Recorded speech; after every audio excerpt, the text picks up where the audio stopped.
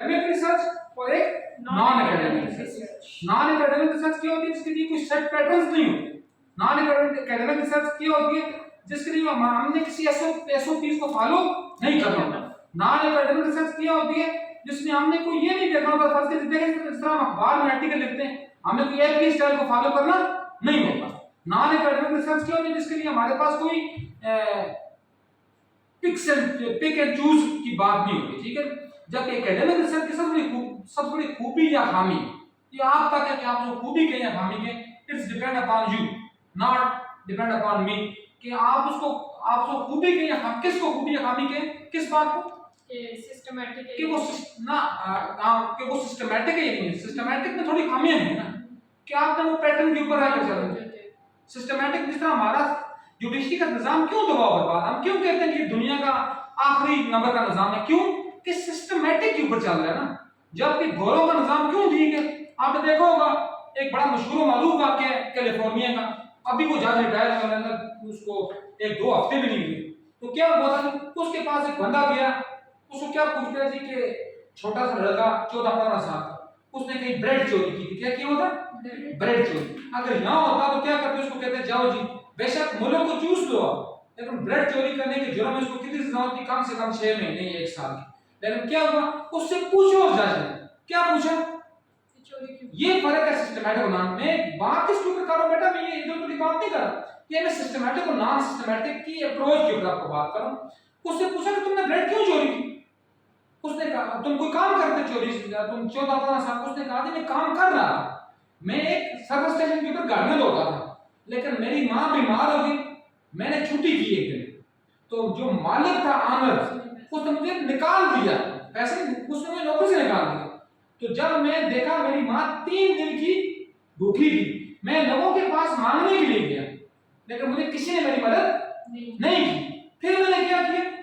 मैं बेकरी पर गया, मैंने वहां बटर भी चोरी किया, चीज भी चोरी की, और सब चीज पनीर, चीज का मतलब नहीं ठीक है, वो भी चोरी की, फिर मैंने सब ब्रेड भी चोरी की।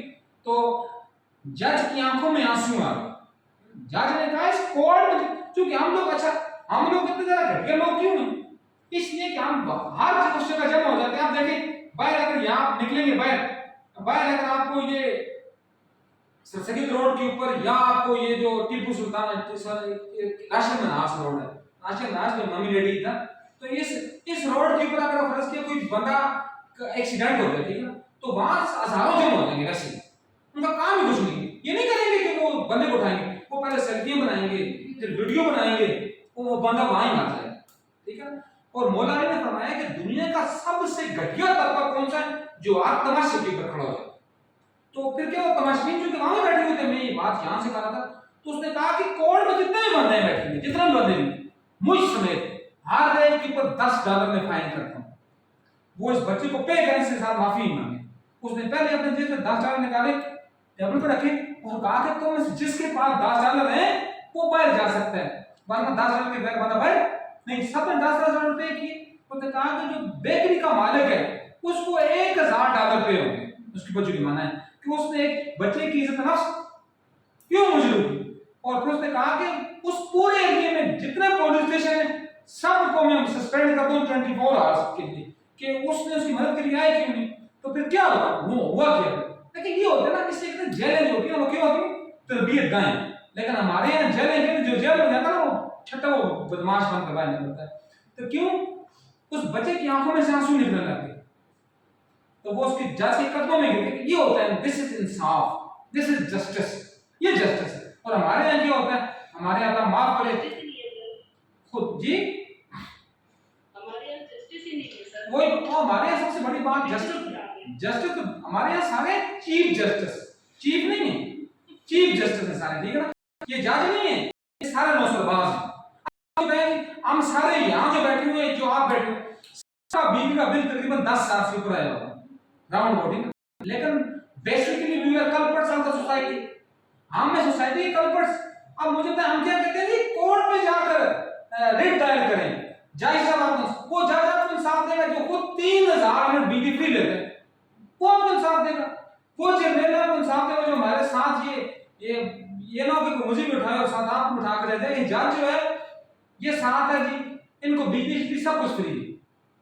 ये फर्ज कि हमने ये एसी लगाए हुए हैं, ठीक है ना, तो हमने इसका बिल तो पे नहीं कर रहे ना, बट प्रॉब्लम इज दैट कि ये हमारे यहाँ जो है मम्मी डैडी जो कल्चर है, जब तक ये खत्म होता हमने कभी जिंदगी में तरक्की करनी ही नहीं। और ये बात में कहां निकला था कि हम बात इसके ऊपर करते हैं, हम कहते नहीं जी कानून की किताब ये लिखा हो, कानून की किताब को लिखो, तो ये नुकसान होता है। अब आते हैं अपने टॉपिक के ऊपर, ये लिखना होता सिस्टमैटिक। जब आप ये लेकर आप फ्लेक्सिबल हो ना, आप अगर आपको समझ नजर आ रहा है कि मायरा ने एक बंदा कत्ल किया हो, जांच के जी किसके पास आपके पास सबूत के, चाहे सबूत ढूंढता रहे, मायरा घर जाकर बैठ जाए, तो लेकिन अगर इंसाफ होता सिस्टम में, अगर एक बंदा खुद क्लेम कर मैंने कत्ल किया हो, यहीं से लोग बचते हैं। लोग क्यों बचते हैं कि लोगों को गवाह नहीं मिलते, वो कातिल बच जाते हैं। ये फर्क होता है सिस्टमैटिक का और नॉन सिस्टमैटिक के, थोड़े से फायदे होते हैं। अब आगे जाते हैं बेटा, scientific research regardless of its types shares a common ground.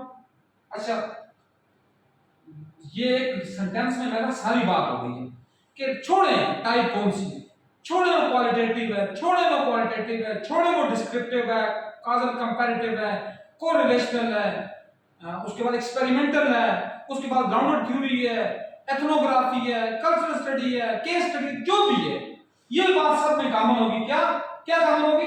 Scientific method. अब साइंटिफिक मेथड क्या है, ये भी आप में से हर एक को पता होगा। अच्छा मुझे बताएं, आप सब ने 8वीं पास की हुई है ना? अल्हम्दुलिल्लाह। अगर पास की हुई है तो व्हाट इज साइंटिफिक मेथड बताएंगे किरण आप? कोई बात नहीं बेटा, हम ये सारे, लेकिन क्या पता मैंने उसको थोड़ा ज्यादा देख लिया हो तो मुझे पता हो, आपने भी देखा हो, लेकिन आप क्या कहते हो कि साइंटिफिक मेथड में बेसलाइन क्या प्रोवाइड करती है? आइडेंटिफिकेशन ऑफ प्रॉब्लम होती है, उसकी बेस पे हाइपोथेसिस जनरेशन होती है, फिर इसको टेस्ट करते हैं, रिजेक्ट या एक्सेप्ट करते हैं। अच्छा आपको बेटा समझ आई? आप सबको किरण किरण जितनी बैठी हुई है, इफ्सा और आपको सुमान, बाकी सारी जो है, या चले गए चाय पीने के लिए? चाय पीने के लिए क्यों हो? समझ आई? हाँ, पहली बात क्या है, साइंटिफिक मेथड क्या है, हर वो चीज साइंटिफिक होगी। इसलिए हम शुरू में लोग कहते हैं कि एजुकेशन जो है वो साइंस नहीं है, शुरू में कहते हैं इस्लामियात जो है वो साइंस नहीं है, शुरू में कहते हैं उर्दू, हर वो चीज साइंस है। कोई साइंस मोहताज नहीं फिजिक्स केमिस्ट्री बायोलॉजी की, हर वो चीज साइंस है जिसमें साइंटिफिक मेथड यूज हो रहा है, हर वो चीज साइंस है। Each and everything is science. कौन सी? जिसमें साइंटिफिक मेथड, जिसमें क्या है, आइडेंटिफिकेशन ऑफ प्रॉब्लम है, जिसमें creation of hypothesis research question है, जिसमें डेटा कलेक्शन है, जिसमें डेटा कलेक्शन की बेस पर हम थ्योरी को जनरेट करते हैं, जिसमें हम कोई एक्सपेरिमेंट करते हैं, उसके ऊपर हम लॉ बनाते हैं, हर चीज साइंटिफिक मेथड है जिसमें ये स्ट्रक्चर फॉलो होगी। इसलिए आज इसलिए आप कहते हैं social sciences, natural sciences, biological sciences, management sciences, up to so on, इस वक्त हर चीज, क्योंकि हर चीज में ये चीज मौजूद और प्रैक्टिस में बोल इन प्रैक्टिस में। फॉर ये क्लास की बात थी, इन प्रैक्टिस है, सही है जी। For research to be considered credible it must adhere to these criteria. ये क्राइटेरिया होंगे तब रिसर्च होगी। क्या जी? Clearly defined purpose. पर्पस की बात भी यहाँ क्या है, अगर आप पर्पस को आसान करें तो ऑब्जेक्टिव की बात कर सकते हैं कि आपके ऑब्जेक्टिव क्लियर हो। इसलिए मैंने हमेशा बात की है, एक दो आजकल आपका चूंकि माशाल्लाह रिसर्च का आया भी, तो आपने बेटा दिलचस्प, आप चारों के ऊपर बात करूंगा और फिर क्या नाम उसका, वो फायजा के ऊपर, ठीक है ना, क्योंकि अपना क्या नाम उसकी रिश्वा तो स्पेस निकल गई है ना। तो आपका बेटा आपने अभी जो टाइटल आपने ये देखना है, लाजमन के टाइटल आपका क्या हो, कंसाइज और सिंपल, पहली बात। दूसरी, ये वर्ड कभी यूज नहीं, देखिए चलो मैं आप लोगों में बिल्कुल बेटा, बाकी थोड़ा सा विद ड्यू रिस्पेक्ट और बिल्कुल आप भी आपका भी चूंकि अभी ये वाला फेज अभी आ रहा है आपका भी, बल्कि अभी आप अपने साथ ही करते वालों के साथ। तो सबसे पहले टॉपिक सिलेक्शन में आपने सबसे पहले देखना है टॉपिक आपका कंसाइज हो। टॉपिक में जो ये चीजें हम लिखते हैं, आप ना लिखते हैं इफेक्ट, हम लिखते हैं टू स्टडी, हम लिखते हैं इफेक्टिवनेस, हम लिखते हैं इम्पैक्ट। इन लफ्जों की बहुत बड़ी इनके अंदर जो है डेप्थ है। आप इफेक्टिवनेस, आप इफेक्टिव कब लिखें, आप लिखें फर्स्ट किया to effect to find out the effect of some, या ये आप लिखते हैं जी जिस तरह मैं लिख रहा था कि अपना इफेक्ट, ये इसी को लिखते थे, effect of ICT on academic achievement of students post graduate. Effect of ICT, इसका मतलब क्या है कि योर स्टडी इज डिस्क्रिप्टिव। ठीक है, क्यों डिस्क्रिप्टिव है? क्योंकि आप क्या कर रहे हो, उसका इफेक्ट मालूम कर रहे हो, उसका असर मालूम कर रहे हो, किस अंदाज से कर रहे हो, एक्सप्लेनेटरी के लिहाज से। इफेक्ट का लफ्ज आपने तब यूज, जब आप इफेक्टिवनेस का लफ्ज यूज करेंगे, यहां ही लिखते हैं इफेक्टिवनेस ऑफ आईसीटी, इसका मतलब है तो वही इफेक्ट और इफेक्टिवनेस का मतलब तो है, लेकिन आपकी स्टडी चेंज हो जाएगी टोटली। फिर आपकी स्टडी क्या बन जाएगी? एक्सपेरिमेंटल बन जाएगी। फिर आपने प्री टेस्ट और पोस्ट टेस्ट यूज करना है। देखें, सेंटेंस एक ही है लेकिन वर्ड, और अगर आप फर्ज के यूज करें इम्पैक्ट, तो आपकी स्टडी बनेगी लॉन्गिट्यूड में, और वो इतनी लंबी बन जाएगी कि आपको तो एक बंदे से 3 दफा डेटा लेना पड़ेगा। इसलिए इन चीजों को देखकर टाइटल आपने बनाने हैं। ठीक है, कल हम इसको डिस्कस कर लेंगे बिल्कुल एमफिल वाले बच्चों के साथ कि टाइटल आपने क्या। और उसके बाद सबसे बड़ी बात है, ऑब्जेक्टिव्स में से मुश्किल लफ्ज नहीं लिखने। ये कब नहीं लिखना ऑब्जेक्टिव में? To develop a plan. वो आप डेवलप कैसे करोगे प्लान को 1 साल के अंदर? ठीक है ना। टू इन्वेस्टिगेट, कैसे इन्वेस्टिगेट करोगे? हाँ, बहुत लोग लिखते हैं टू इन्वेस्टिगेट। क्या टू इन्वेस्टिगेट? टू इन्वेस्टिगेट तो क्या करेंगे आप, कैसे करेंगे? सिर्फ सिंपल बात है, to find out, to explain, बस सिंपल सी बात। टू स्टडी, ये देखते हैं, सिर्फ ये बात है। जितनी आसान है उतने कम फंसेंगे आप। ये मैं आपको क्या एक क्लियर कट एक में मैसेज दे रहा हूं आपको, चूंकि आप लोगों ने कोर्स लिए, और अगर आपको यही नहीं हम सिखा सके तो फिर हमारे कोर्स का फायदा क्या हो? ठीक है, कि आपने सिंपल बात करनी है, फंसे खुद आप। ये नहीं है इस वक्त आपको बड़ा अच्छा आपको लग रहा है जी इम्पैक्ट का लफ्ज बहुत प्यारा लफ्ज है, बाद में जब आप डेटा कलेक्शन करेंगे फिर वो कहेंगे ना बच्चों अब 3 दफा जाओ ना डेटा कलेक्शन के लिए। आयशा फर्ज किया रिस्पोंडेंट है, आशा के पास एक बार डेटा कलेक्शन जाएगा, फिर आशा के पास दूसरा जाएगा, फिर आशा के पास, फिर इम्पैक्ट होगा 1 बाय 1 उसमें। लेकिन सिंपल सी बात इफेक्ट की बात कर ले, टू स्टडी, यहां सिंपल लिख दिया, अगर आपने आसान नहीं करना टू स्टडी ऑफ आईसीटी, तो काम ये और ज्यादा आसान हो जाएगा। या आप कंपैरेटिव स्टडी कर लें, कंपैरेटिव रिसर्च की ज्यादा आसान होती है क्योंकि आपने 2 स्कूलों का कंपैरिजन करना है, 2 दलों का कंपैरिजन करना है, बात खत्म। कोरिलेशन थोड़ी सी मुश्किल हो जाती है क्योंकि उसमें आपने टूल फिर एनोवा या एनकोवा यूज करना होता है। लेकिन आजकल वो आसान काम है, इतना मुश्किल इसलिए नहीं होता कि क्योंकि अल्लाह पाक हजरत गूगल रहमतुल्लाह अलैह की तरह हमारे पास जनाब हजरत एसपीएस रहमतुल्लाह अलैह भी मौजूद है, वो काम हो जाता है। बट फिर भी हमारी स्टडी थोड़ी मुश्किल हो जाती है और फिर हम कहते हैं कि ये किसी ने हमें बताया नहीं, और ये और वो काम। क्लियर हुई बात? अच्छा, अब फिर क्या बात है कि clear defined purpose, the research should have a well defined purpose and utilize common concepts for clarity. ये बात मैंने डिटेल से आपके साथ डिस्कस कर चुका हूं। फिर डिटेल रिसर्च प्रोसीजर, तो प्रोसीजर भी आपने डिटेल के साथ। प्रोसीजर क्या होता है रिसर्च प्रोसीजर? कि आपका पॉपुलेशन क्या है, आपका सैंपल क्या है, आपकी सैंपल टेक्निक क्या है, आपकी वैलिडिटी टूल की क्या है, टूल की रिलायबिलिटी क्या है, उसके बारे टेस्टिंग आपने काम की है। ठीक है, ये भी इंशाल्लाह हम बाद में पढ़ेंगे तो इंशाल्लाह डिटेल से आपको समझ आ जाएगी। फिर क्या ऑब्जेक्टिव प्रोसीजरल डिजाइन, आपका डिजाइन कौन सा है?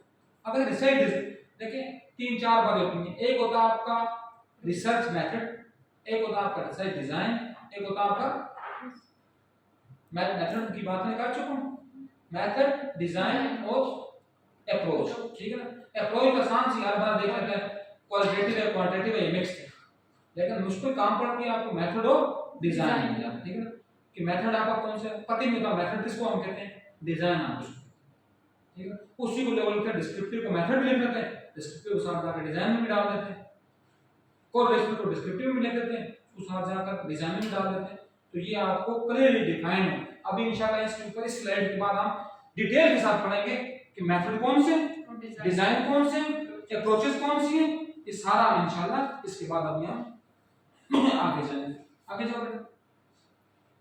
अच्छा, criteria of a good research, उसी की बात, उसी से आगे 14 थी, फ्रैंक रिपोर्टिंग ऑफ फ्लॉस। ठीक है ना, रिसर्चर्स शुड ओपनली, अच्छा बड़ी क्लास की बात है, ये भी कभी आप ना छुपाएं। आप रिसर्चर हो ना, आपका ये काम ही नहीं है कि आपकी रिसर्च पॉजिटिव हो, वो नेगेटिव भी हो सकती है, उसमें ये छुपाना ही नहीं। आपका सिर्फ काम क्या कंक्लूड करना, आपका ये काम नहीं है। बार दफा हम सोचते हैं कि मेरी रिसर्च को तो ये नेगेटिव पॉइंट निकले, वो तो नेगेटिव निकलेगी तब रिसर्च है ना। तो आपका जिम्मेदार, आप किसी ठेकेदार ने उठेगा ही नहीं वो कि आपने रिसर्च को पॉजिटिव ही करना है। अगर एक किसी नेगेटिव है, हम कहेंगे हमें रिसर्च ने दी हुई है कि पाकिस्तान के जुडिशियल सिस्टम के ऊपर आप देखें, हम कहते हैं कि पाकिस्तान में इतना प्यारा है, यहाँ चीफ जस्टिस गाउन लगाकर फिरता है, उसकी शक्ल बहुत प्यारी है, उसके 6 बच्चे हैं, उसको 30 लाख का पेंशन मिलती है, उसके पास लैंड क्रूजर है, उसके पास फरारी है। तो ये रिसर्च है, ये तो नॉनसेंस है ना। आप ही लिखना है कि ये खबीस हैं, ये बदबख्त हैं, ये वो, जब मैं वैसे ही आपको एक जनरल पर्सपेक्टिव की बात करूं कि आपने अपने फ्लॉज को लाजमन लिबरेट करना है। फिर rigorous data analysis should be comprehensive to reveal significance, employing appropriate right methods। आपने डेटा एनालिसिस को भी कम्प्रिहेंसिवली उसको आपने एनालाइज, ये इसमें भी आपने ये चीज नहीं छोड़ना। लेकिन अब हमने वो तो करना नहीं है, अब तो हम सिंपल सा जो लेते हैं परसेंटेज या हम सिंपल सा ग्राफ बनाते हैं, वो भी हमें बना बनाया मिल जाता है। आप ये जज करें कि जिन्होंने 2000 से पहले किया हुआ काम उन्होंने कैसे किया होगा। उन्होंने जाकर मिलते करते थे, जाकर मैथमेटिशियन की, स्टैटिस्टिशियन की, कि मुझे कर दे दो, उसका टूल कोई भी नहीं था।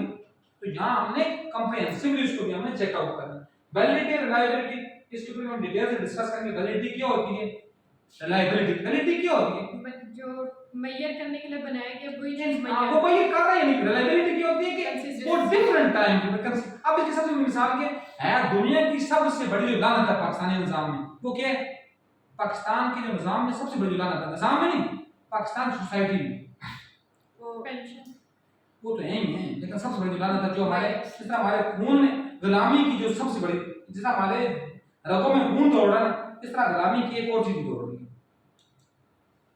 चलो नहीं, तरह क्रिकेट, ठीक है ना, दुनिया की सबसे जो नाम दी गेम है वो क्रिकेट है। ये क्रिकेट नहीं, बेसिक दिस इज कूड़ा क्रिकेट।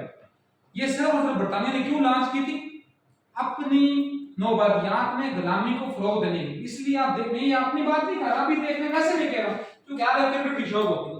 कौन कौन सी 10 टीमें थी, England, Australia, New Zealand, India, Pakistan, India, जनूबी अफ्रीका, वेस्ट इंडीज,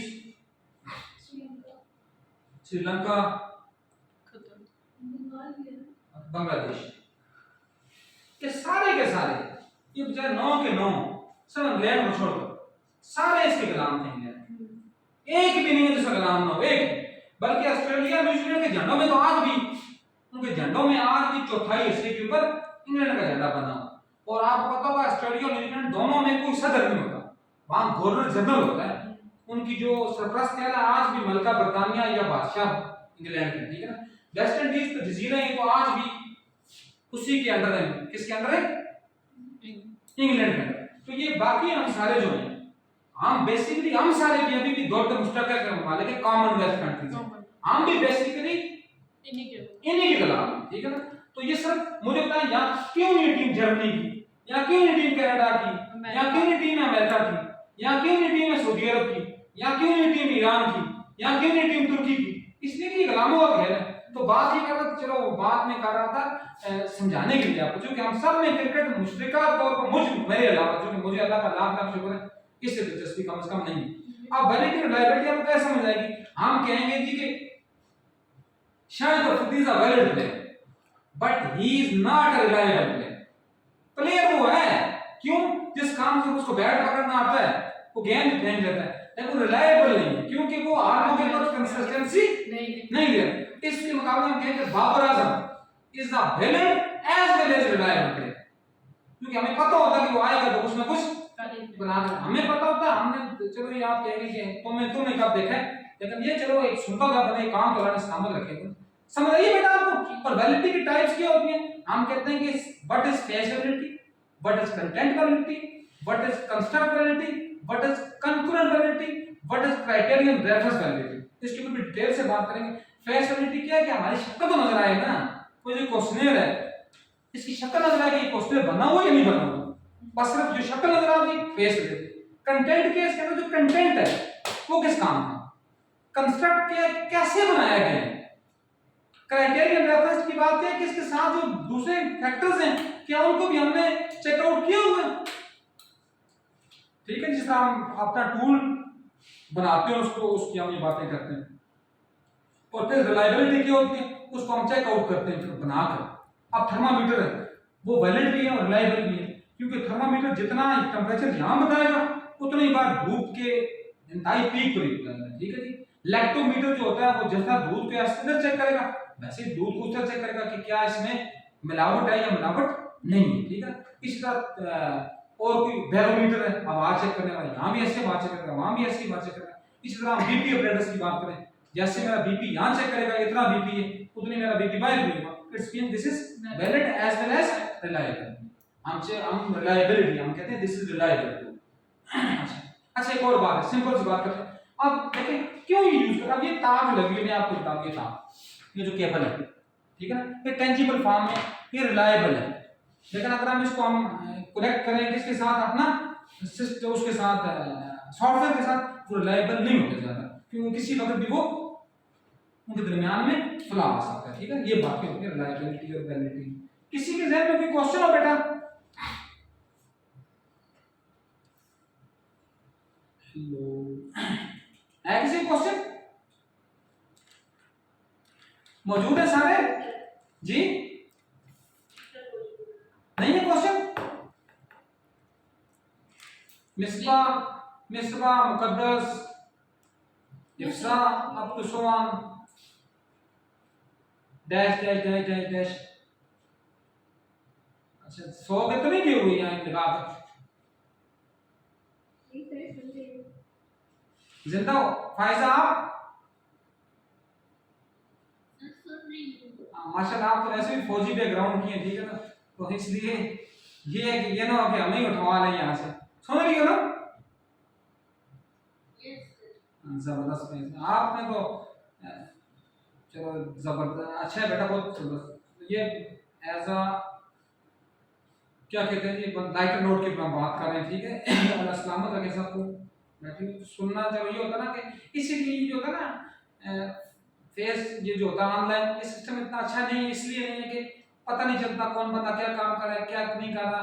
उसके लिए जरूरी ये होता है कि अपने बंदे को, लेकिन फिर भी बंदा कितनी देर तक बैठा रहेगा, तंग आ जाता है। यहाँ पर आपस में बात करते हैं, इधर उधर की बात हो जाती है, तो इसलिए सारे तो यूं, लेकिन आपका भी मसाइल है। बाद लोगों के बड़े फर्ज किए, एक बच्ची आप में से गिरगित की है, वो यहाँ कैसे आ सकती है? उसके बाद आप अपना मिसबा वहां की पहुंच गए, तो इसलिए कोशिश करें, अगर आपको अगर कुछ नहीं है तो लास्ट वीक में आपने लाजमन आना है, ठीक है, ताकि हम एसपीएस से हम करें तो वो आपके पास कंप्यूटर भी, आपके पास लैपटॉप भी मौजूद हो और उसके ऊपर सॉफ्टवेयर भी अपडेट हुआ हो, ठीक है, ताकि मैं यहाँ उसको स्लाइड में बताता जाऊँ, आपको साथ साथ प्रैक्टिस करते हैं, ठीक है। अच्छा जस्ट देखें आप वही वाली बात आखिरी क्या, जस्टिफाइड कंक्लूजन। आप एक कंक्लूजन जस्टिफाई है, conclusion drawn should be supported by the researcher. आप देखें हम में से बहुत लोग होते हैं, ये मेरे सुपरवाइजर थे, अल्लाह पाक उनको इज्जत दे, बहुत कुछ उनसे सीखा है, जो मेरे पीएचडी में डॉक्टर मंजूर शाह साहब थे, अल्लाह पाक उनको इज्जत दे। तो उन्होंने देखे हम भी शुरू में हम भी ये कहते थे कि कंक्लूजन हमें जो पसंद है वो लिखें, हमें पसंद नहीं होंगे जो डेटा को सपोर्ट कर रहे हैं, जो फाइंडिंग से निकल रहे हैं। रिसर्चर्स ज्यादा वाइज हो जाते हैं इसके बीच में। जी जी सही। राइटिंग का कंक्लूजन, तो इस टाइम पे पाकिस्तानी पर्सपेक्टिव में अगर आप बात करते हैं तो हम तो डेटा भी मैनिपुलेट कर लेते हैं, फाइंडिंग्स भी उसकी जो है वो अपनी डोमेन में लेके चल रहे होते हैं, क्योंकि जो हमारे माशाल्लाह से सुपरवाइजर हैं, वो सुपरवाइजर की मर्जी का एक तो टॉपिक सिलेक्शन भी आ जाता है, फिर वो उन्हीं के माइंड के साथ कितनी दफा ड्रॉप भी चेंज हो रहा होता है, और जस्टिफिकेशन जो कंक्लूजन की है वो अपनी पसंद की जो है फाइंडिंग्स और उसके ऊपर आपका कंक्लूजन ड्रॉप करवा रहे हैं। अब रियली ये आपने जो बात की ना, मेरे दिल की बातें की आपने, सैल्यूट टू यू। सबसे बड़ी खामी हमारे यहाँ क्या है, अभी ये एमफिल की बच्चियां भी जाएंगी, हमारी खामी क्या है कि हम बच्चे को वो काम उसने करना है, तो रिसर्च टॉपिक उसकी मर्जी का क्यों ना हो, काम बच्चे ने करना है तो सुपरवाइजर उसकी मर्जी का क्यों ना हो। सुपरवाइजर को लाड करते हैं, कोई वो वाला जिसके साथ बेचारे की मैचअप नहीं होती, वो जिंदगी पूरी उसके साथ वो निकलता है बाहर, तो बाहर कर नहीं देता है, अंदर कर नहीं देता है, अंदर आपको चीज होती करता है। But the problem is that कि ये this is just only the choice of किसकी, रिसर्च की, ये रिसर्चर की चॉइस है कि रिसर्चर ने टॉपिक चूज करना है, ये रिसर्चर की चॉइस है कि रिसर्चर ने सुपरवाइजर चूज करना है। एक्सपीरियंस शेयर करूंगी आपके साथ। एक्चुअली मेरी रिसर्च थी, मैं अपनी सुपरवाइजर का नाम नहीं लेती, जी जी मतलब जो मेरे साथ positive learning experiences on students academic achievement. जी। साइंस सब्जेक्ट पे था, एक्सपेरिमेंटल स्टडी थी मेरी, तो उसकी जो रिजल्ट फाइंडिंग्स आ रही थी जब, तो वो डाटा एनालिसिस किया, एसपीएसएस लगाए, तो वो डाटा फ्लक्चुएट कर रहा था। डेफिनेटली आप जब एक्सपेरिमेंट में जाएंगे तो वो आपकी assumption के अकॉर्डिंगली नहीं आएगा, ऊपर नीचे फ्लक्चुएट करेगा डाटा। तो वो नहीं ये डाटा इतना नहीं है, इसको यहाँ तक लेके आना है, इसको इसलिए, वरना हमारी फाइंडिंग्स वो नहीं आएगी, जो हमारा कंक्लूजन वो ड्रॉ नहीं होगा। तो कहीं ना कहीं डाटा मैनिपुलेट किया जाता है। जी जी हाँ, सही सही कह रही है, बिल्कुल जबरदस्त बात आप कर रही हैं, बिल्कुल ठीक बात आपने की, बिल्कुल जबरदस्त बात। ये अपना इतनी जबरदस्त बात आपने किया है कि हमारे यहाँ प्रॉब्लम ये है, जो आपने पहले बात की, वो भी आपने बड़ी क्लास की बात की थी कि जो जो सुपरवाइजर होता है वो उसको मैनिपुलेट करता है अपनी मर्जी की, जो उसको खुद जो चीज आ रही होती है उसको कर रहा होता है। मैं ये मैं की बात नहीं करूंगा, मैं जो करता है बकरा, उसकी खाल उल्टा करके उतारी जाती है। लेकिन मेरा इंग्लिश के साथ कोई इस तरह का कंसर्न नहीं है, इंग्लिश सब्जेक्ट के साथ, क्योंकि मैं साइंसेस का बंदा हूँ, और जो थोड़ी बहुत और अलग बात है वो आईसीटी की बात है। लेकिन मेरे साथ बच्ची एक ने अभी काम किया, तो उसने उसको शौक थी इंग्लिश में काम करने, मैंने उसको ये भी नहीं कहा तुम इंग्लिश को चेंज करो, मैंने कहा तुम इंग्लिश में काम करो, इंग्लिश में काम करो, मेरा काम तो तुम्हें जस्ट सपोर्ट प्रोवाइड करना है। तो सुपरवाइजर क्यों किसी का टॉपिक चेंज करे? ये तो जरूरत है कि हम किधर रह रहे हैं बेटा, हम किधर रह रहे हैं हजरत साहब? सर हम पाकिस्तान में रह रहे हैं। इसका नाम क्या पूरा? इस्लामी जमहूरियत पाकिस्तान। ये इस्लाम तो यहाँ ही नहीं है, यहाँ का लानत है, जमहूरिया तो यहाँ का कंसेप्ट नहीं, बाकी बच गया पाकिस्तान। मैं पीएचडी की बच्ची का वाइवा हो रहा था, मैं आप सबके साथ शेयर कर लूँ अभी, तो वो इधर की है, मैं उनका नाम नहीं लेता आपको, तो मैंने उनके ऊपर ये रिजर्वेशन लगाई, मैंने कहा देखेंगे वो किसी पाक स्टडीज को बच्चे के अंदर वो कर रहे थे, मैंने कहा देखें ये पाकिस्तान जो है, ये लफ्ज पाकिस्तान, ठीक है ना, ये भी नहीं रहा बचा।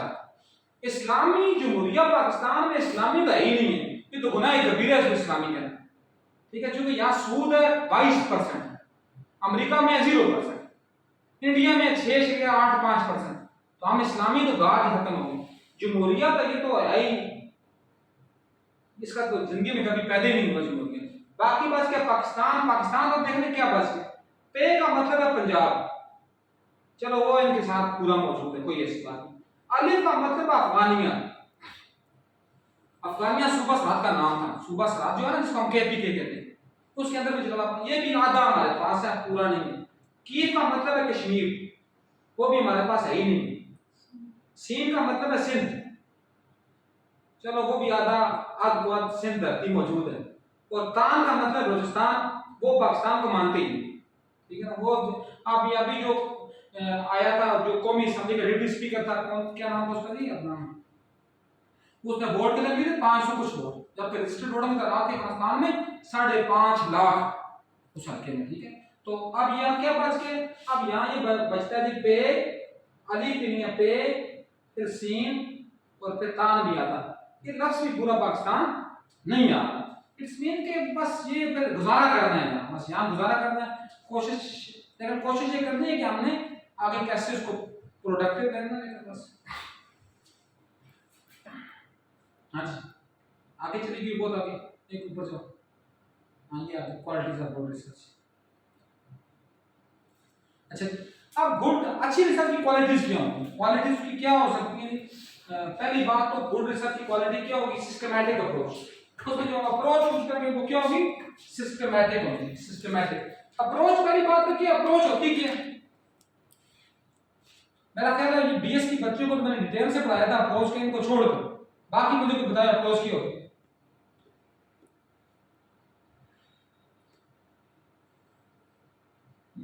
फाइजा मिसबा में से कुछ बताया अप्रोच की होगी।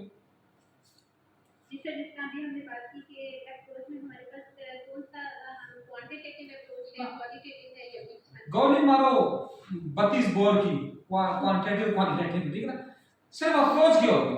प्लांट आपको बताता हूँ मैं इसकी,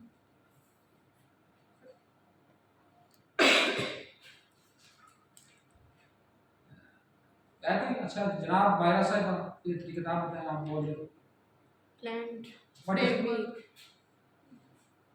ना फ्रेमवर्क ना प्लान, ये तो है ही नहीं, ये तो सारे उसमें आते हैं मेथड्स में या पीछे जब चले जाएं अपना, ये तो ब्लैंड नहीं है। अप्रोच रिसर्च अप्रोच का पूछ रहे हैं सर। सेल्फ अप्रोच, रिसर्च को हमारे बोली बाकी it is a procedure. No no, procedure है it is not a procedure, और interpret data. It is not interpreting data.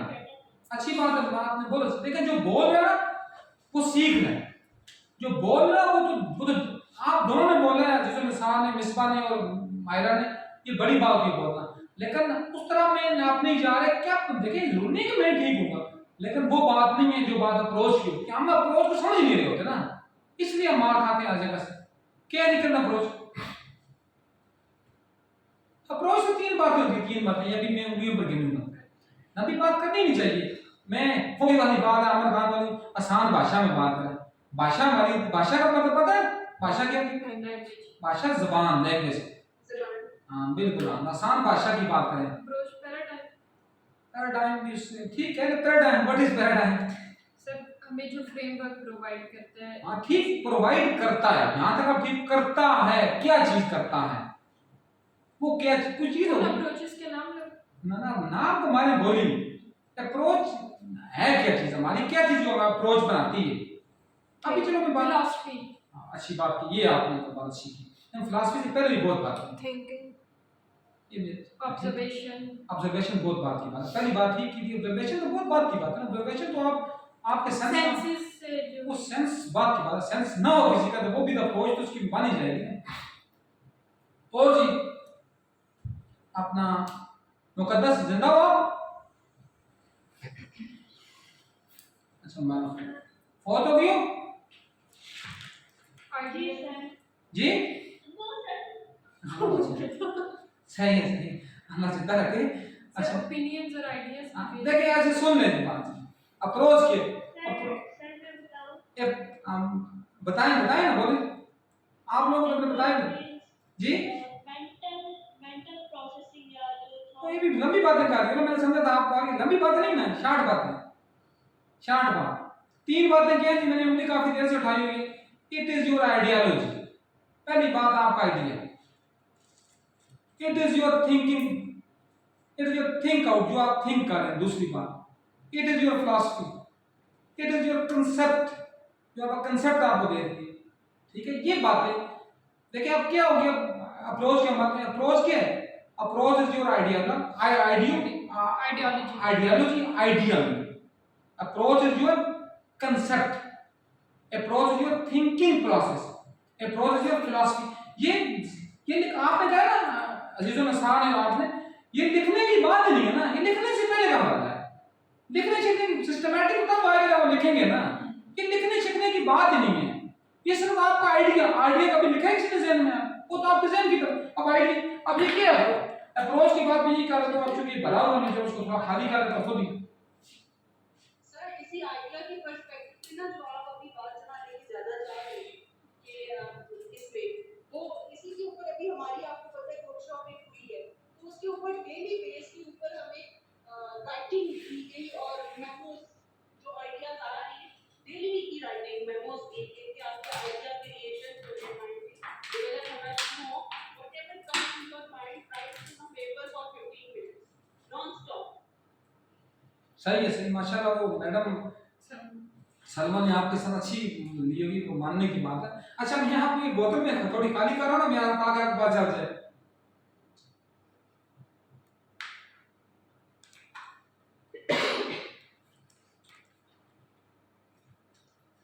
मुझे सबने देखा है, मैंने पानी पिए देखे हैं सबने?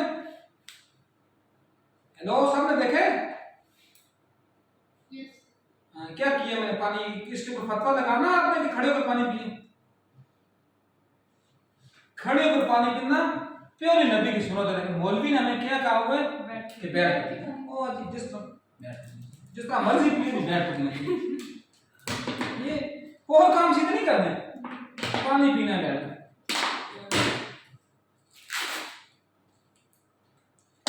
ये बेटा ये अप्रोच है, मैं आपके अप्रोच की बात करने के लिए बोतल को।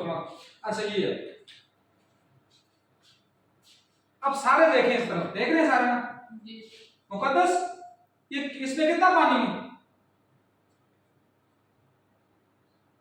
सर मुझे तो नहीं नजर आ रहा। आपको अभी नजर आ रहा है? No sir. माशाल्लाह। अच्छा जनाब वाला अजीजों में साहब को नजर आ रहा है?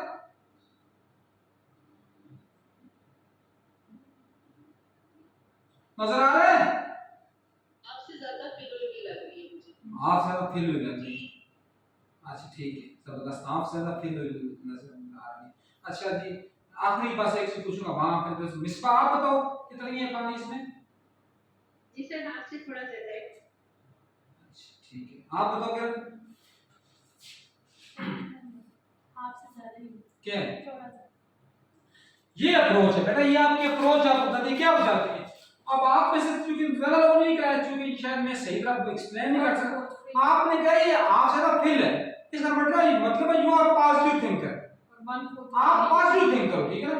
अगर आप ये कहते हैं कि आपसे ज्यादा खाली है, इसका मतलब है आप नहीं, जवाब तो आपका सेम था, गलत तो नहीं था बात ना, बात आपकी बिल्कुल ठीक थी। अगर आप कहते हैं आधी भरी हुई है, बात को आंसर फिर भी आपका ठीक है। आप ये कि आधी खाली है, आंसर आपका फिर भी ठीक है। या ये आप कह रहे हैं 1/4 भरी हुई है, आंसर आपका फिर भी ठीक है। आप ये कहें 3/4 जो है वो खाली है, आंसर आपका फिर भी ठीक है। But this generate a approach, and ये आप में से अप्रोच जनरेट करती है कि आप पॉजिटिव अप्रोच करते हैं या नेगेटिव अप्रोच करते हैं। जो नेगेटिव होते हैं वो हर काम में से कीड़े निकालते हैं, जो पॉजिटिव होते हैं वो प्रॉब्लम को भी सॉल्यूशन की तरफ लेकर जाते हैं। समझ आ रही है बात में? ये अप्रोच है, ठीक कहा था आपने। अप्रोच सिंपल सी बात है, it is your ideology, it is your philosophy, it is your thinking process, just on this that, ठीक है जी। अच्छा, researcher follow structured sequence of steps rejecting guesswork for creative yet structured thinking. मतलब वो देखें वाली बात, ये आपकी थिंकिंग, सिर्फ आपकी थिंकिंग, ठीक है जी। अब यहां चूंकि मैंने यहां अप्रोच, अब आप मुझे कहेंगे आपने स्ट्रक्चर्ड का बात यहां यूज कर ली, तो आपने तो फिर हमें स्ट्रक्चर की बात से क्यों उठाया था? यहां चूंकि लफ्ज है सिस्टमैटिक अप्रोच, यहां मैंने आपसे सिर्फ अप्रोच पूछा, जस्ट मैंने आपसे ये नहीं पूछा था कि सिस्टमैटिक, मैंने आपसे ये नहीं पूछा रिसर्च अप्रोच हो। आपने बल्कि जुल्म साहब ने मुझसे पूछा भी कि रिसर्च अप्रोच की बात मैंने आपको सिर्फ वर्ड अप्रोच का मतलब बताया, मैंने आपको सिस्टमैटिक की बात नहीं बताई। अप्रोच सिर्फ होती है वो अनसिस्टमैटिक होती है, वो सिर्फ आपकी ब्रेनस्टॉर्मिंग होता है आपकी।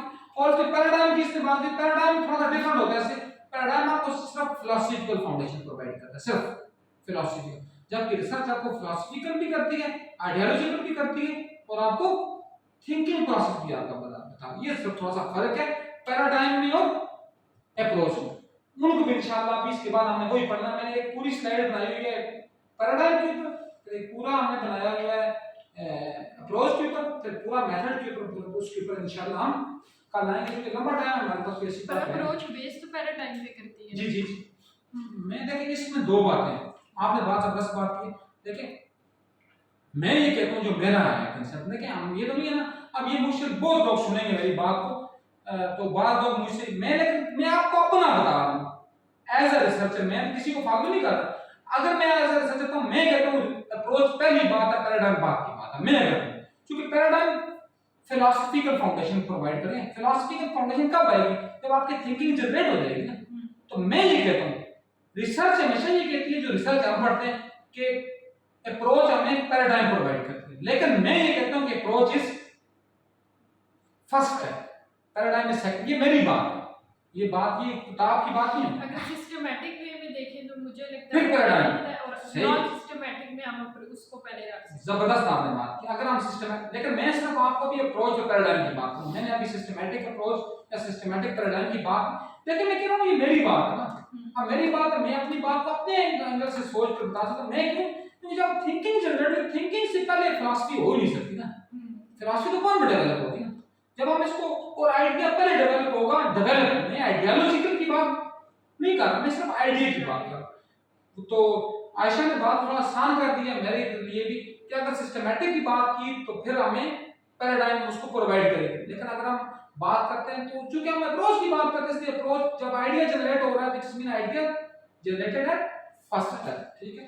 अच्छा, फिर लॉजिकल रीजनिंग, रीजनिंग आपकी लॉजिकल हो, guided by logical induction, research enhancer decision making. अब देखें इसके ऊपर मैंने बहुत डिटेल से बात की थी, बिलखुसूस जब मैंने टीचिंग के सब्जेक्ट पढ़ाए इस जहां भी, teaching of math, teaching of Islamic study, teaching of general science. तो टीचिंग में दो मेथड होते हैं, इंडक्शन और इंडक्शन और रिडक्शन, ठीक है ना। और ये कौन सा मेथड होता है जरा मुझे बताएं। डिडक्शन जो जब हम किसी को फॉलो करते हैं उसमें से डिड्यूस करते हैं, इंडक्टिव खुद अपनी थिंग क्रिएटिव अपनी यूनिक है तो अच्छा जी रिजवान साहब सुन रहे हैं मेरी बात? सर रिपीट कीजिए। अच्छा मैं रिपीट करता हूँ, इंडक्शन और डिडक्शन में क्या फर्क है, इंडक्टिव मेथड और डिडक्टिव मेथड में क्या फर्क है?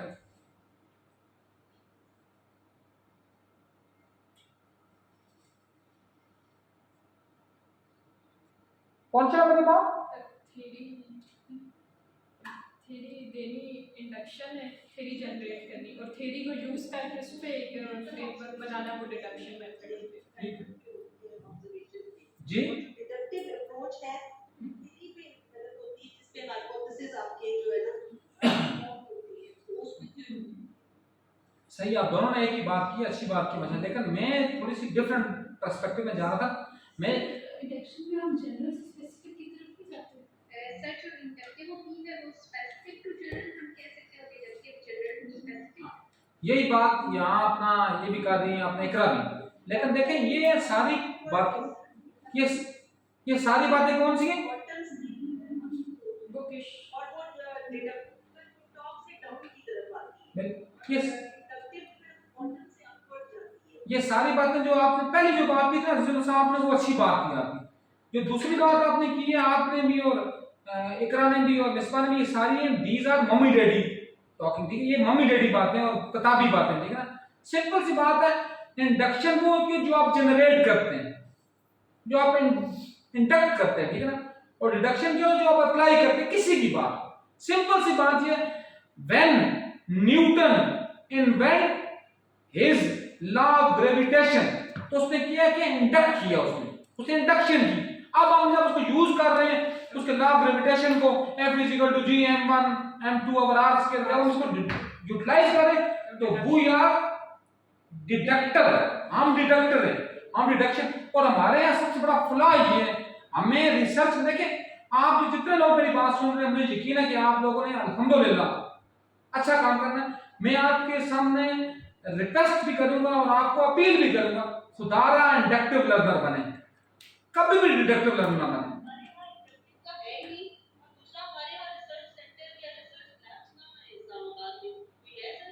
जी तो ना देखिए, जब देखिए मैं रिजवान साहब इस बात से थोड़ा सा आपसे मैं डिसएग्री करूंगा। देखिए जब हम रिसर्च लैब की बात कर रहे हैं, इसका मतलब हम फिर डिडक्शन की बात कर रहे हैं ना, हम इंडक्शन की बात क्यों नहीं करते? इंडक्शन भी अब सुने, इंडक्शन की क्या बात है? अब इसमें किसी के पास होता है अच्छी बात की, किसी के पास सेब किसने लाया वो सेब, या सेब लाया किसने, एप्पल जिसको कहते हैं एप्पल, APPLE एप्पल है।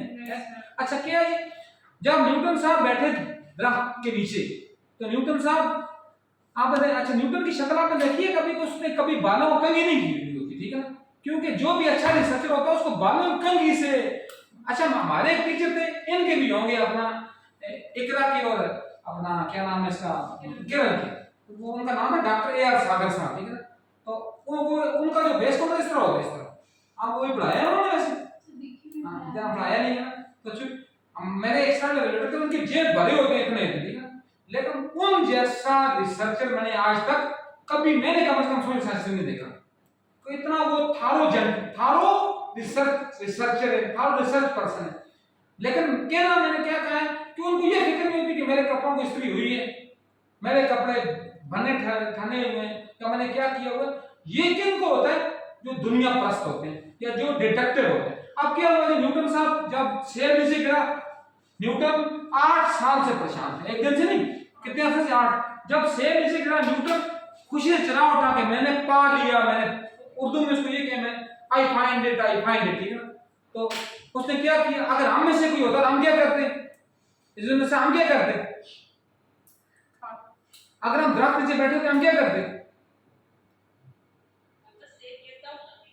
हम को साफ करते दुपट्टे के साथ, ठीक है ना, और उसको हम खाते, ठीक है ना, क्योंकि हमारा काम उसने इंडक्शन की उसने कहा ये गिरा कैसे जमीन की तरफ, इसको किस चीज ने नीचे गिराया, ठीक है ना। तो वो चूंकि इंडक्टिव था, और इंडक्शन आती कैसे है बेटा, ये मुझे बताएं सारे आप। अब आप ये बात है ना, हम बात करते हैं लैब की, हम बात, अब मुझे कहा इंडक्शन कैसे आती है। सर डायरेक्ट एनवायरनमेंट से ऑब्जर्व करने से। अकेले अकेले वो ऑब्जर्वेशन से कैसे आएगी, ऑब्जर्वेशन कोई होगी तो ऑब्जर्वेशन से आएगी, अच्छी बात है। अच्छा एनवायरनमेंट में जब आप उसके बैठेंगे तब आपको जो है ना जी, सर डायरेक्ट एनवायरनमेंट से। ठीक है, अच्छी बात। और कोई सोचने से ऑब्जर्वेशन की बात उसके उस मेथड को दोबारा से और दोबारा कर देखना एक्सपीरियंस दोबारा किया अपनी सिंपलिसिटी चेक करने की। देखिए, फिर उसने रिकॉर्ड अच्छा चलो मैं आता हूँ, ठीक है आपने कहा सब है, ठीक है, लेकिन इंडक्शन आती है तनाई से और उदासी से, ठीक है, तन्हा रहने से, लॉनलीनेस से और उदास रहने से। अब देखें दुनिया में सबसे ज्यादा जो इंडक्टिव लर्नर थे या जिन्होंने इंडक्शन दी है वो क्या थे, अल्लाह के नबी, अल्लाह के जो अंबिया थे, गिफ्टेड पीपल, ठीक है। उनमें से हर एक ने जो रसूल थे, हम कहते हैं ना क्या कहते होते हैं, हम कहते हैं कितने नबी, हम कहते थे 1,24,000 कमो बेश। उनमें से जो रसूल थे वो कितने थे, कितने, 1,24,000 अल्लाह के नबी, ठीक है ना। मुझे बताइए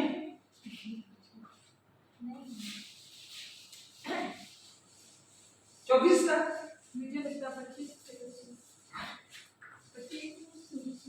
आप लोग सारे सोचते हैं ना, ये कोई, ये तो एक प्योरीफाइड बात है।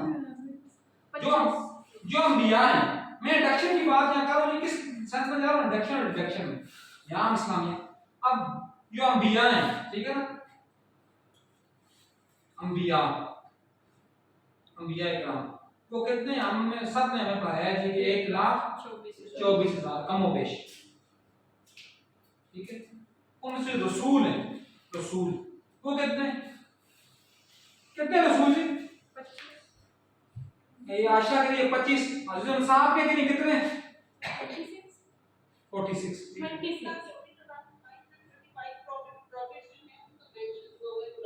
हाँ वो तो वर्जन सही कहा, अच्छी बात, चलो आपने एक अच्छा है जी जी, 313 अच्छा 313 रसूल कितने, 313, ठीक है साहब, बहुत अच्छे हैं अपना। उसमें जो आप दोनों में ठीक थी, आयशा और उसने भी ठीक बात की थी, अपना जिसमें साल है जिनका कुरान में जिक्र है वो 26 है, 26 और सारे रसूल हैं, ठीक है जी। अब यहाँ बात में इतने आगे नहीं जाता हूँ क्योंकि इस्लामियात हम नहीं पढ़ रहे, बात हम ये कर रहे हैं कि ये सारे जो थे बिलखुसूस ये, चलो मैं थोड़ा और लिख जाता हूँ ताकि आपको इंडक्शन की समझ आ जाए। अगर आपको इंडक्शन की समझ आ गई, रियली मैं कहता हूँ कि हमारे हर चीज का मकसद पूरा हो जाएगा, शायद हमारे कोर्स का मकसद पूरा ना हो लेकिन एज ए इंसान हमारा मकसद पूरा हो जाएगा। आप इनमें से जो उल अज़म है, उल अज़म मतलब साहिब शरीयत, वो कितने कितने हैं वो, मिसबाह बताएं। शायद क्वेश्चन रिपीट करें। जो साहिब शरीयत रसूल हैं, उल अज़म जो रसूल हैं, उनके ऊपर बुक्स रिवील हुई जो साहिब शरीयत हैं, चार चार तो चार नहीं, चार हाँ बताएं कितने हैं मिसबाह, चार चार तो नहीं, जो उन चारों में से चलो चार अगर आप कहते हो बुक से तो उनमें से एक दाऊद अलैहिस्सलाम है, इनके ऊपर ज़बूर हो गया नाज़िल, ठीक है, लेकिन वो साहिब शरीयत तो नहीं, वो तो रसूल हैं, उल अज़म तो नहीं, क्योंकि उनकी शरीयत तो कुछ नहीं। ज़बूर सिर्फ गीतों की किताब है, अल्लाह की हमदो सना की किताब, उसमें काम तो नहीं कोई। वो कौन से, वो देखें ये चीजें आपको कम से कम ये और इंडक्शन तक आपको समझ आएगी। तीन होंगे, वो है 5, कितने 5 कौन कौन से, चलो 5, जनाब नूह अलैहिस्सलाम, जनाब इब्राहीम अलैहिस्सलाम, जनाब मूसा अलैहिस्सलाम, जनाब ईसा अलैहिस्सलाम और मोहम्मद मुस्तफ़ा सल्लल्लाहु अलैहि वसल्लम, ये सब जिनकी शरीयत है। पहले नूह ला इलाहा इल्लल्लाह, नूह नजीउल्लाह, फिर इब्राहीम है ला इलाहा इल्लल्लाह इब्राहीम खलीलुल्लाह, फिर मूसा है ला इलाहा इल्लल्लाह मूसा कलीमुल्लाह, फिर ईसा है ला इलाहा इल्लल्लाह ईसा रूहुल्लाह, फिर मोहम्मद है ला इलाहा इल्लल्लाह मुहम्मद रसूलुल्लाह। अब इनमें से जो ये हो गए 1 2 3 और चौथा दर्जा किसका है। अब इनमें से इमाम कौन से हैं, इमाम कहते हैं जो रसूल इमाम भी है, जो कुरान कह रहा है, मैं नहीं कह रहा, इमाम कहते हैं इंग्लिश। बोले शफा, अच्छा अफीफा, अच्छा अफीफा, अफीफा बैठी हुई हो, अफीफा भी शायद चली गई, परेशान हो गई है मुझे, आप ही आंसर कितने जी इमाम? इमाम में सब दो हैं, कितने? दो। चलो ये भी आ रहा, दो इमाम है। कौन कौन से इमाम हैं? दो इनमें से एक इब्राहिम अलैहिस्सलाम इनमें से, और एक मोहम्मद मुस्तफा सल्लल्लाहु अलैहि वसल्लम इनमें से एक है। फिर इमाम उल अंबिया, जिसको हम कहते हैं ना, अब आपको इमाम का समझ आया होगा, हम कहते हैं इमाम उल अंबिया व इमाम रसूल, वो इमाम है अंबिया सिर्फ एक है, उनका नाम है मोहम्मद सल्लल्लाहु अलैहि वसल्लम। अब मैं आपको ये यहाँ आता हूँ, अब इस्लामियात सेट, इस्लामियात नहीं है ये तो हमारे नॉलेज की बात है ना। अब इन सब का जो मेथड था वो सब का था इंडक्शन। इंडक्शन क्या था और वो कहां से इमर्ज होता है? तनाई और उदासी से, और यहां से निकलता कैसे होता है? आप देखें थिंकिंग। अब इब्राहिम अलैहिस्सलाम इतना बड़ा नबी इब्राहिम, वो क्या कहते हैं? कुरान में कहता है जी इब्राहिम पहले चांद के पास गए, कहते हैं तू मेरा रब है, लेकिन जब चांद गुरूब हो गया उन्होंने कहा कि तू मेरा रब नहीं है, क्योंकि मेरा रब गुरूब होने वाला नहीं है। फिर वो सूरज जब तक उन्होंने कहा सूरज बड़ा है, सूरज मेरा रब होगा, लेकिन उन्होंने कहा सूरज भी गुरूब हो गया, सूरज मेरा रब नहीं है। मेरा रब वो है जिसको ना ज़बान है और उसको ना ही गुरूब होना है। तो ये बात है कहां से आती है? आपकी तनाई से, उदासी से। मोहम्मद मुस्तफा सल्लल्लाहु अलैहि वसल्लम गारे हिरा में जाकर बात करते हैं। किस लिए करते हैं इबादत? तनाव होने के लिए। तनाव होने, उदास होने क्या फायदा होता है? आपकी सारी सलाहियतें क्या होती है? क्या होता है? जाकर करता हूं बड़ी क्या बता देगी। तनाव होने का फायदा ही होता है आपकी सारी सलाहियतें मुर्तकिज होती है, एक नुक्ते पर आ जाती है, एक नुक्ते। जितने भी सलाहियतें ना, यहाँ तो हमने देखना है जी कि पता नहीं मेरे बारे में आयशा क्या सोच रही होगी, पता नहीं मेरे बारे में बेलौल साहब क्या सोच रहे होंगे, पता नहीं मुझे 20वां 21वां 22वां 28वां 40वां ग्रेड मिलेगा नहीं मिलेगा। ये जब आप वहां होते हैं तो फिर आपको दुनिया से आप तनाकश होते हैं, आप एक जगह पर होते हैं। और उदास होने से भी क्या होता है? बंदे की सारी सलाहियतें एक मरकज पर आ जाती हैं। तो ये होती है इंडक्शन। रिडक्शन क्या होती है? कि जब आप इनके बनाई उसूलों को इंप्लीमेंट करते हैं। आप देखें मोहम्मद मुस्तफा सल्लल्लाहु अलैहि वसल्लम जिन पर हमारी जाने, ईमान, हमारी औलाद सब कुर्बान। अब रसूल आपका कुरान कब नाज़िल हुआ? तकरीबन 1450 साल पहले, लेकिन वो आज भी हम इंप्लीमेंट कर रहे हैं। वहां इंडक्शन थी या ये डिडक्शन। अच्छा ये बात हमने यहाँ की है, किधर यहाँ बात करते किसकी? कि हमें लॉजिकल इंडक्शन देनी है या डिडक्शन देनी है। किसके लिए देनी है? देनी किस लिए? Decision making. तो डिसीजन भी कब आता है? मैंने आपको वो भी पहले बता चुका हूँ। Data by information, evidence, judgement, और आखिर पर डिसीजन आता है। ये डिसीजन कल ही आ जाएगा। फिर क्या है? Empirical nature. Research deals with real, empirical होता ही है, होता जो रियल सिचुएशन के साथ डील कर रहा है, offering concrete data for external validity. ठीक है जी। और एप्लीकेबिलिटी क्या होती है? Good research can be replicated, verified